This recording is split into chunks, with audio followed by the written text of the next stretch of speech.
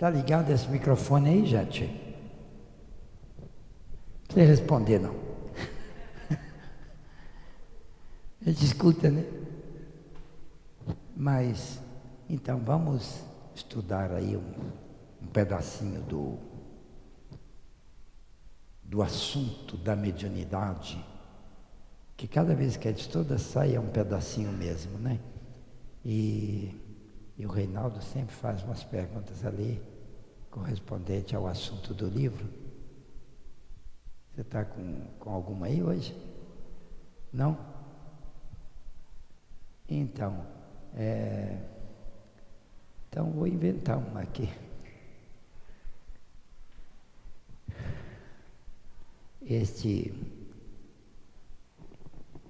Esta coisa aí do indivíduo atuar na mediunidade tem sempre um fator de interesse que importa muito considerar. É a respeito da produtividade do médium e o consequente progresso que ele faz. Se ele produz, ele tem um benefício, não é? Ao produzir, ao ser útil, o indivíduo tem um desenvolvimento. Tanto que a explicação espírita para o crescimento do ser humano é através do processo da caridade. Tanto que a doutrina espírita adota esta linha aí de fora da caridade não há salvação. Quer dizer que a caridade é o veículo que o homem toma para efetuar o seu crescimento espiritual. Posto que ele vem à Terra para crescimento espiritual, mas ele não sabe disso. Ninguém sabe disso. A gente só começa a saber quando a gente aprende esta linha, este conhecimento. Porque senão a gente não sabe que veio ao mundo para progresso espiritual. A gente pensa que veio aqui para ter uma vida boa, né? Se divertir, ter vantagens, ter facilidades, ter alegrias. A busca da alegria de viver é instintiva no ser humano. Bom, instintiva até nos animais. Então, o ser humano é mais ainda. Mas é inconsciente, é instintiva. O indivíduo corre atrás da sua satisfação por naturalidade. Se está ruim ali, ele procura sair dali. Se está bom aqui, ele fala, opa, vou ficar. Ele procura a sua alegria, a sua satisfação, automaticamente. Isto é uma característica que eu calculo que Deus colocou no homem justamente para conduzi-lo ao progresso. Porque o indivíduo quer satisfação. E ele começa agora a verificar o que é que dá isso para ele e o que é que não dá. Então, quando o negócio desagrada, não deu satisfação, ele procura evitar aquilo. Quando deu satisfação, ele procura se aproximar daquilo. E aí então, com o tempo, o indivíduo, por si mesmo, ele vai descobrindo um jeito de produzir satisfações seguintes a partir de condutas atuais. Quer dizer que ele chega à lei de causa e efeito de modo automático. Só bem mais adiante é que ele começa a refletir.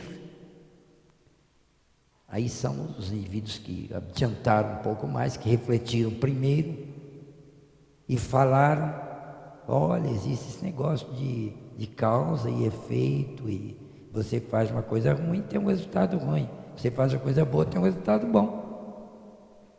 Repara nisso. Mas mesmo se ninguém falasse, automaticamente o indivíduo vai descobrindo isso. Ele trata mal uma pessoa, a pessoa não gosta dele e faz uns prejuízos para ele. Aí ele relaciona, fala: opa, não posso fazer isso, porque dá um resultado ruim para mim. E ele vai chegando a uma conduta mais favorável por decisão experimental. Ele quebrou a cara ali, então agora ele não faz mais aquilo para não quebrar a cara outra vez. Então, todo mundo caminha nesta linha. Mas acontece que o indivíduo quebrar a cara a fim de descobrir o que não convém é um caminho desagradável, um caminho imbecil. Isso numa teoria de caminhos, né? E então a pessoa, a própria lei divina instituiu o mestrado. As pessoas que já quebraram a cara primeiro e agora elas ensinam para os mais jovens que certos caminhos não são favoráveis, porque eles vão machucar, vai doer, vai produzir desagrado. E aí os mais experimentados ensinam para os menos sobre como não quebrar a cara antes de descobrir qual é o caminho da satisfação. Então você não precisa quebrar a cara para aprender a produzir agrados para você. Você aprende a viver mediante uma teoria de vida. Então, isso aí dos mestres ensinarem para os não experimentados é antigo. A humanidade, desde a história para cá, antes da história a gente não sabe como é que é, né? Mas desde a época da história para cá, 3.500 anos atrás para cá, a época da história, o indivíduo começou a descobrir, a gente tem notícia de que os mestres foram importantes nos caminhos das pessoas. Com Jesus, esta coisa de mestre adquiriu o píncaro, adquiriu o ponto mais alto. Jesus foi o mestre dos mestres. Tanto que Jesus recusou todos os títulos que deram a ele. Não aceitou nenhum título, nem de bom. Quando um indivíduo o chamou de bom, bom mestre, ele atalhou o sujeito assim: bom, por que me chamas bom? Bom só há um, que é o Pai. Ele também era bom, mas ele não aceitou o título. Estava ensinando que não se deve aceitar títulos assim, de vantagem, porque não tem utilidade, não tem valor. E às vezes nem tem realidade, né? No caso dele tinha, mas ele ensinou que não deve. E não aceitou o título de bom, mas aceitou o de mestre. Vós me chamais mestre, e dizei bem, porque eu sou o vosso mestre. Olha, esse ele aceitou. Mas ele não era hipócrita. Eu acredito que ele não falou essa frase não, porque ela é meia besta, né? Uma frase meia pedante. Você me chama de mestre e fala bem, porque eu sou mesmo mestre. Jesus acho que não falou desse jeito. Isso foi a tradução que ficou no Evangelho. Mas ele deve ter falado isso de outro jeito. Assim: querido, você está me chamando de mestre? Você aprende alguma coisa comigo? Eu fico satisfeito de ver que você gosta das coisas de Deus, dessas coisas que eu falo aí. Deve ter sido um negócio mais ou menos assim, suave, Eu que estou tentando inventar uma suavidade, né? Mas nem sempre tenho êxito nas invenções. Mas é um jeito melhor de falar. Porque aquele jeito de falar, você me chama de mestre, está certo, porque eu sou mestre mesmo. Isso aí é um jeito meio arrogante. Jesus não usaria isso. Mas fica o conceito, ele aceitou o título de mestre. O único que ele aceitou. Por isso que a gente chama Jesus de mestre. Então, o homem com essa coisa aí de querer progredir, de querer crescer, ele está muito certo, porque ele descobriu que através das experiências diárias, ele vai obtendo informações que o ajudam a traçar um caminho melhor de vida. Isto é crescimento. Isso é progresso. E pegando os médiuns em particular, os médiuns também progridem. Ou melhor ainda, não vamos falar essa frase não, né? Porque se a gente falar os médiuns progridem, o indivíduo vai absorver que basta ser médium que ele está progredindo. Isso não é verdade. A espiritualidade dá notícia de grande maioria da humanidade encarnando e desencarnando sem qualquer progresso.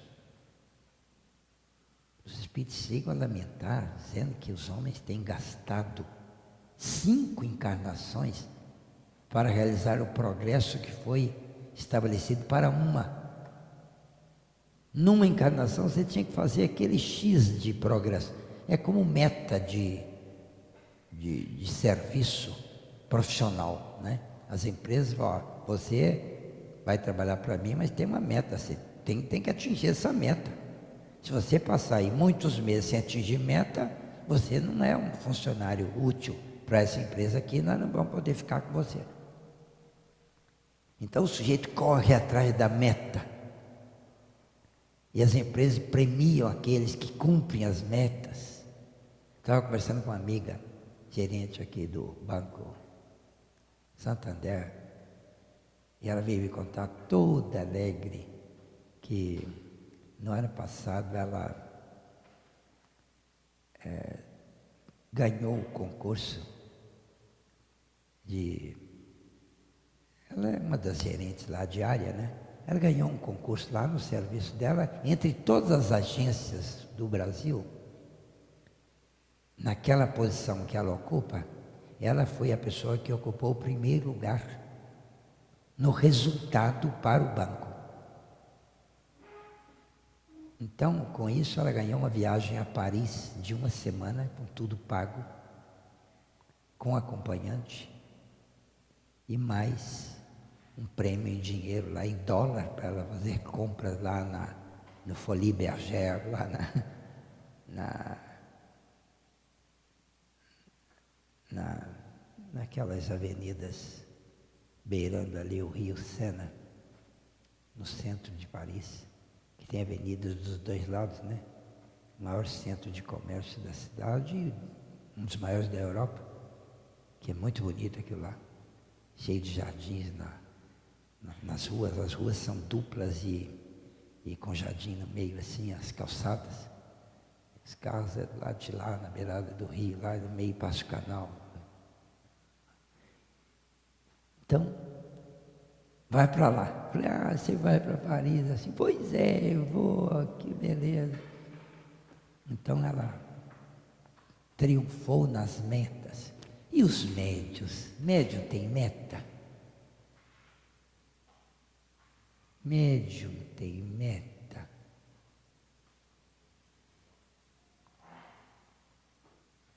E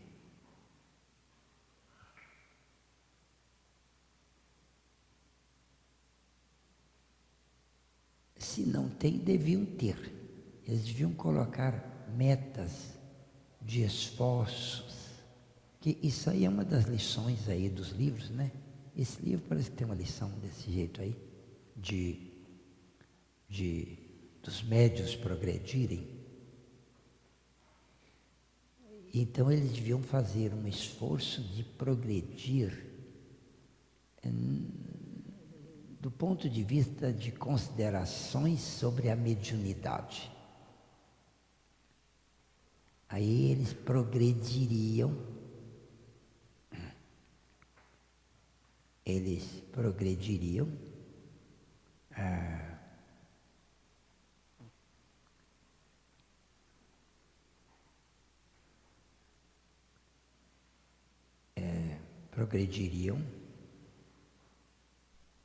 com o passar do tempo, mediante esforços especiais para isso.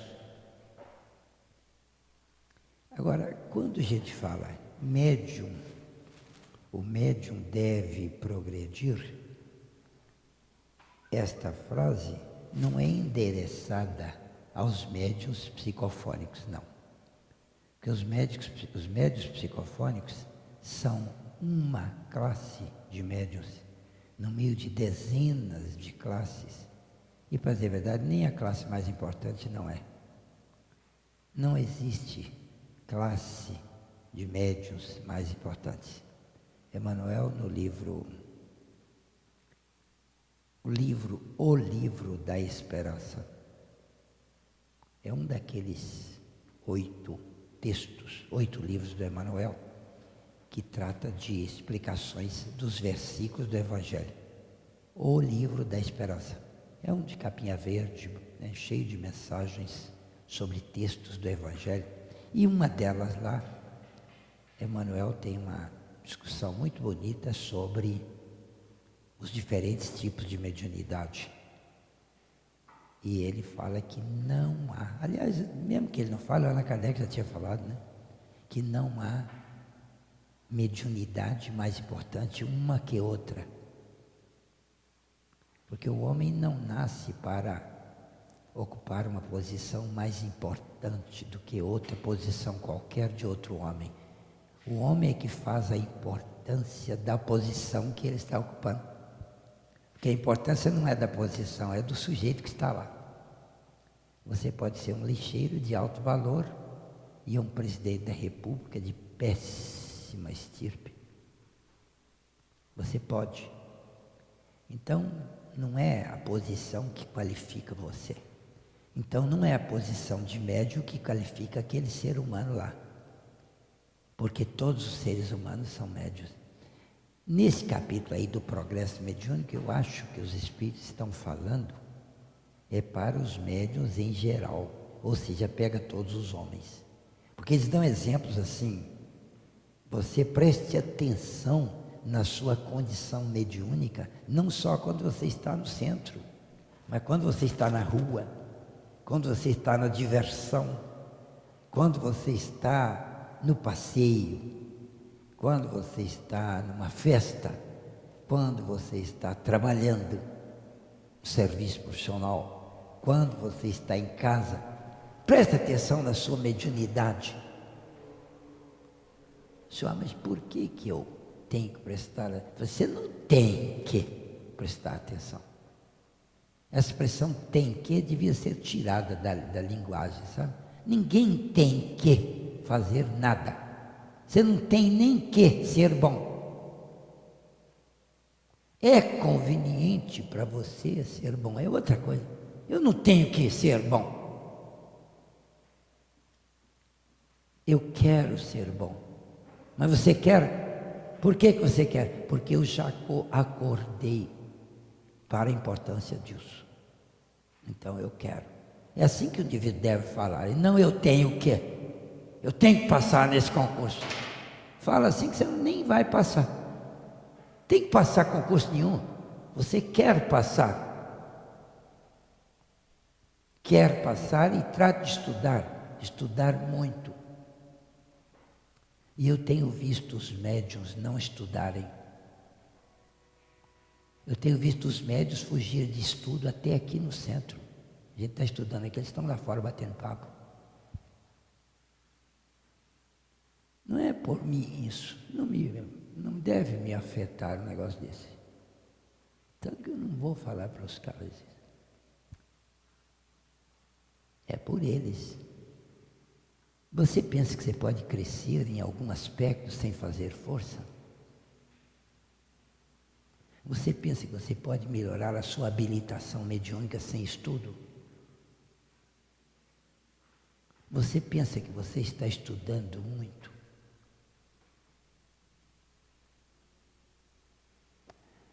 Não existe esse negócio de estamos estudando muito. Qualquer estudo que a gente está fazendo ainda é pouco. A gente precisaria estudar muito mais. Porque o estudo é uma coletânea de aprendizados diretos com os mestres. Eles já quebraram a cara. E nós não precisamos quebrar, só ler os livros. Você acha que um médico, para falar de uma das profissões mais difíceis que existem para um sujeito adquirir, porque um médico, antes de 10 anos de muito estudo, ele não termina. Ele não se forma. Nos 6 primeiros anos ele recebe o diploma, mas ele aí não sabe nada de medicina ainda. Ele precisa de camelar 3 ou 4 anos ali no basquete, na residência, na especialização, na pós-graduação contínua, uns 4 anos no mínimo. Tem especializações que a residência é de 6 anos. Outras são, por exemplo, neurologia 4 anos, psiquiatria 3 anos de residência. Ele faz 6 anos de medicina, mais 3 ou 4 de residência. Às vezes 6 anos de residência. Para aí ele estar praticando uma boa medicina. Então, o médico é uma das profissões mais exigentes que existem. Agora, você acha que alguém poderia chegar a ser médico sem passar por esses 12 anos de faculdade? Não chega a ser. Ou pelo menos os 6 anos primeiro. Porque eu vejo pessoas terminarem o 6º ano de medicina e elas estão aflitas para entrar numa residência porque elas não sabem praticar medicina.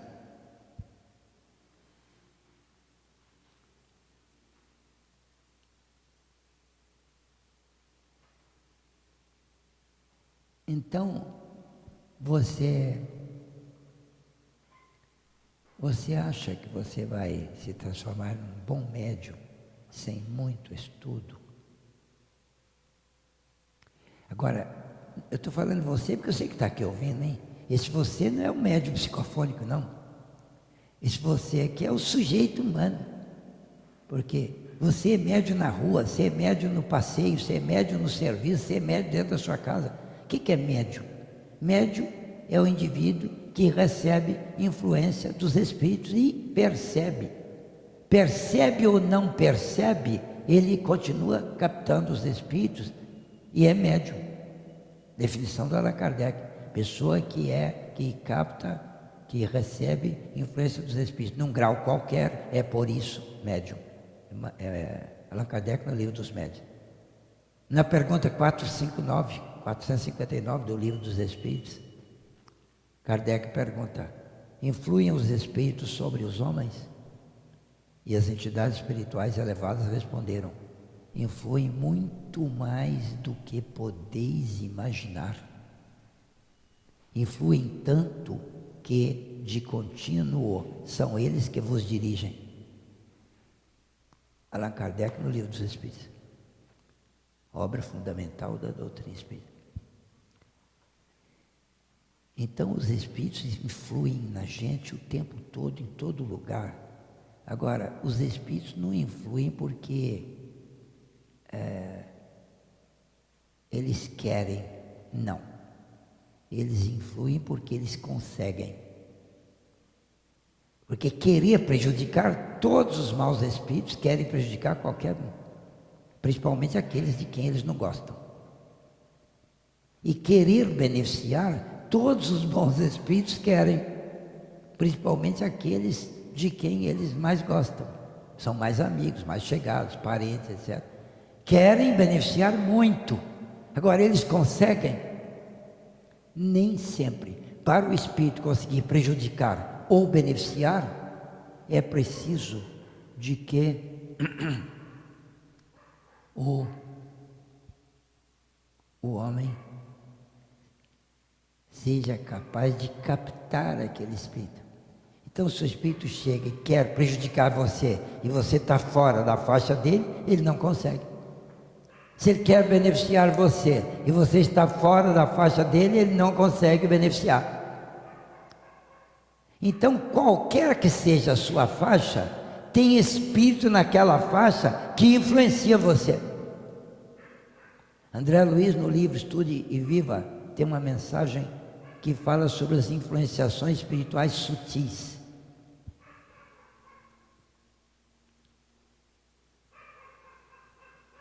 São aquelas que os espíritos exercem no curto prazo. Eles fazem uma influenciação e às vezes não conseguem fazer outra, mas aquela que eles conseguem, eles fazem.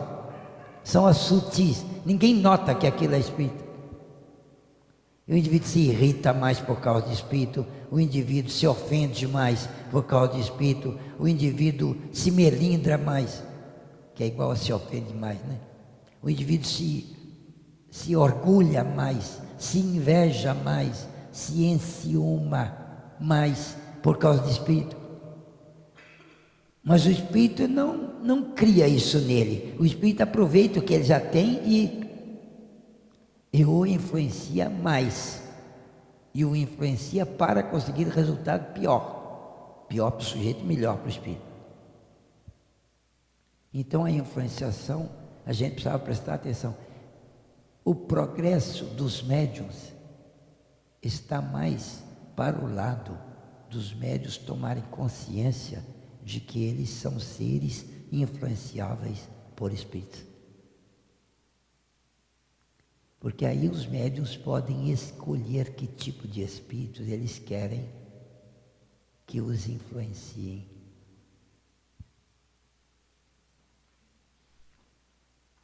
É só ele escolher o tipo de pensamento. Tem aquela famosa frase do André Luiz, né? Que fala assim: dize-me o que pensas e eu te direi com quem andas. Então, é pelo seu modo de tocar a vida com o pensamento, que você toca a vida pensando, né? É pelo seu modo de pensar, é que você capta as suas influências. Se você estiver numa faixa de negatividade, você capta todos os espíritos que estiverem naquela faixa. Porque sintonia espiritual é sintonia de uma mente com outra. Ora, a mente trabalha por meio de emissão de ondas. E ondas são captadas ou não, dependendo das condições, das características físicas da onda. Vocês lembram dos estudos de ótica física? Quando vocês estudaram física no colegial? Vocês lembram que tem lá um capítulo chamado Interferência de Ondas? E as ondas só se interferem positivamente, quer dizer, uma onda é capaz de alcançar e influenciar uma outra onda, desde que elas sejam isócronas e síncronas. Quer dizer, tem condições difíceis de acontecer, mas quando acontecem, aí uma onda influencia a outra. Quer dizer, um sujeito pensando uma dada onda, ele influencia um outro sujeito que esteja na onda isócrona e síncrona dele. Não quero saber, pelo menos hoje, o que é isocronia e sincronia, não, de onda, que é um negócio já um pouquinho mais complicado. Mas é só para saber que tem condições. Então, dize-me o que pensas e eu te direi com quem andas. A gente precisa, então, de fazer um esforço para pensar melhor, para andar com melhores companhias. Formulo intensos votos para que vocês hoje tenham uma noite excelente e um ótimo trabalho. Vão com Deus.